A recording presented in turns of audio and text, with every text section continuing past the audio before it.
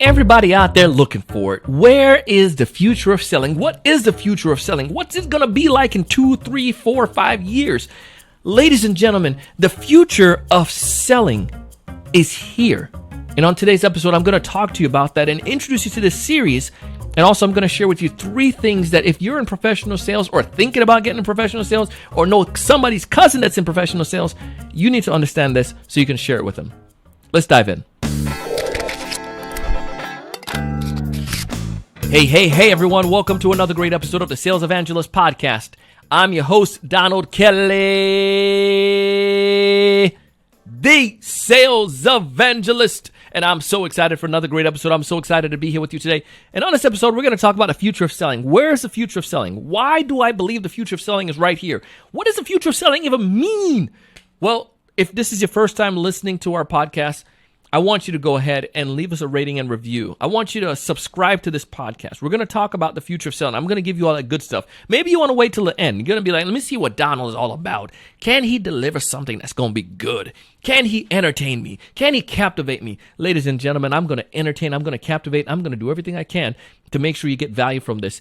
And if that's the case, I want you to leave us a rating and review. And also, please subscribe. If you're watching this on YouTube, go ahead and hit that red button. Subscribe to this podcast, and then hit that little bell so we can notify you every time we have a great piece of content.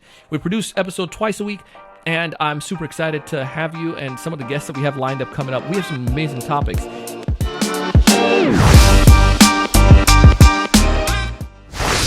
I do want to introduce this idea of the future of selling, and what I mean by this is that we've gone through, in my personal view, we've gone through this era of selling for so long. This idea of the idea of just like, let's just cookie cut and automate everything. I felt that that was unique at one point, but I feel that we are changing the way that we sell. And over the past year, we have seen this with the global pandemic and how things has evolved when it comes towards interacting with people and how we go about standing out from the pack. And I think there's a lot of insights towards that we're going to be able to. The plays are outdated. I work with a lot of teams, and a lot of teams are running the same exact play. If you watch football or college football, professional football, or any sport really, but especially in football, you have plays that you run.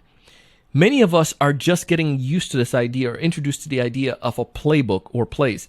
Now, when we run these, the plays are strategies that your team will implement and use. Many organizations are trying to streamline the process so that we're not just running random guesses, but everybody knows a play that they can run so that they can have some, they can be successful. The issue, however, is that everybody's running the same exact play. Everyone seems like have the same exact playbook, and they're doing the same thing. I'm going to do the intro call, then I'm going to do the intro email, then I'm going to do, send value, do some value, and then I'm going to do this, and then eventually I'm going to do the breakup email. Like all of that is like all the competitors are doing. And the crazy part is that not only the competitors are doing it, the prospects that you're working on, think about it, they have a BDR team as well. They have a sales force as well. That team they're running plays. And if you're running the same play that they're running, they can read and know exactly what you're doing. What we want to do is that we want to make sure that we're bringing something unique to the table that helps us to stand out. So I want BDRs and business development rep to understand that your approach is not going to work. If I'm sending the same plays and the same type of emails and the same type of videos and the same thing as my competitors, that's going to leave me with the same exact results that they're getting, which is probably nothing. How does the company I work with make money? The person that I'm trying to get an appointment with, how do they help the company make more money? And can I make a marriage between that and find a problem there? Can I find out maybe they're having a hard time accomplishing their role as marketing director to help the company break into the European market? Then that's my angle I could come in. But it requires bringing a little bit more as opposed to just saying, hey, we've been around for 15 years and we want to show you how you can grow and make more money. Number 2, BDRs need to go rogue. And what I mean by this is that you need to think way different.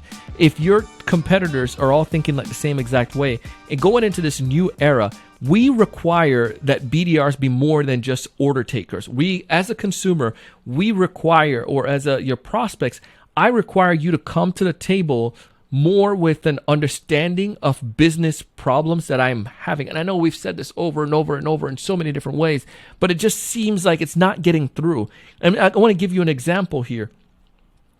I would like for you as a business development rep, if you're reaching out to me, I want for you to think about it that I'm a human being, and also think about, go back to what I just shared there. If I don't succeed let's use the sales evangelist. Maybe you guys sell software and you are trying to get to our company. You're trying to sell us something. It's not necessarily going and figuring out what my kid and I did last week with our Fresh Cut Fridays. And even though that would be a mile higher than what everybody else is doing, they're sending like these bogus, cookie cutter emails. But if you were to then tie back and see, like, Donald is trying to grow the sales evangelist. He's looking to, expand it into in different areas. I see what he's doing, and I see some of the different approach he's doing. Why is he doing meetups in Utah? Think about this, guys.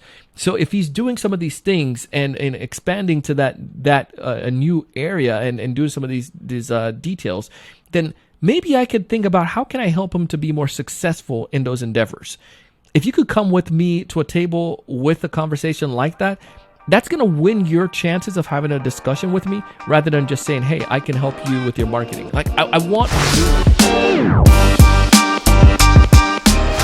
We need sales and marketing to come together in a unique way. Like, the future of selling is going to require this department to be a little different.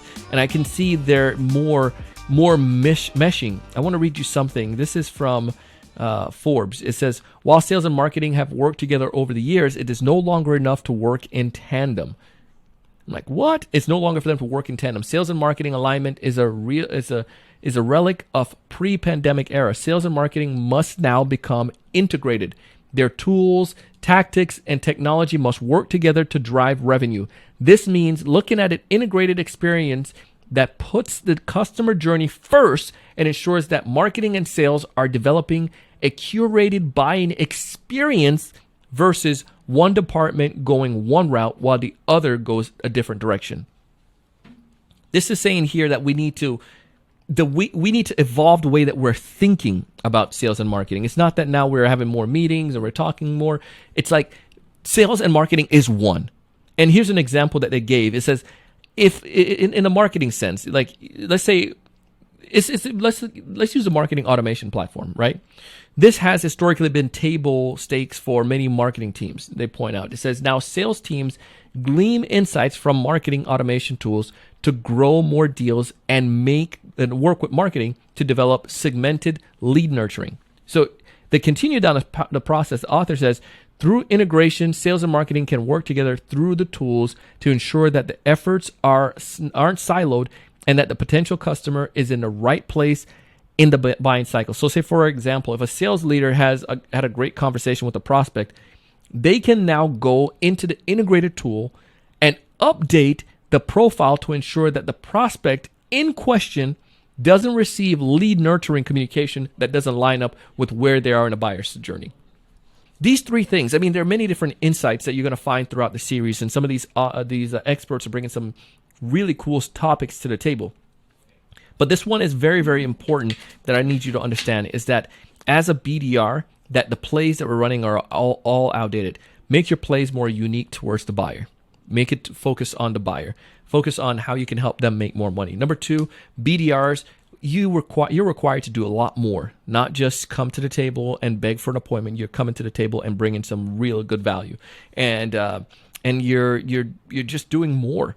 You're coming with this knowledge that I really want to help this person grow, and I'm not just coming to work just to get an appointment and become an AE. I want to be really good at solving problems and helping these people. And the final thing is that can you have your sales and marketing team work in tandem? If this makes sense to you, I would love for you to tell me. Go to LinkedIn, Donald C. Kelly, and hit me up. I would love to hear your insights on this. Additionally, you can go to our Facebook group and continue the conversation, or our LinkedIn group, the Sales Evangelizers. Go there, continue the dialogue, and share with me, what do you think are some of the unique, where do you see the future of sales going? Or what does the future of sales mean to you? What are some of those things that are going to change in selling, or is changing right now, because the future is right here? I would love to hear your thoughts and your feedback on that.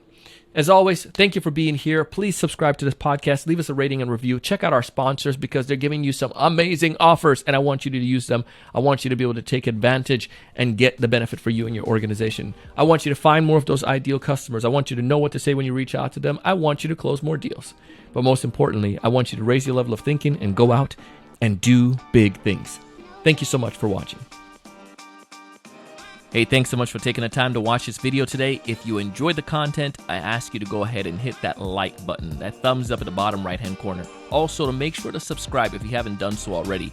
This way, we'll keep you up to date with all the latest sales strategies, latest tools, and things that are going to help you to not only find more prospects, but to close more deals. Thanks so much.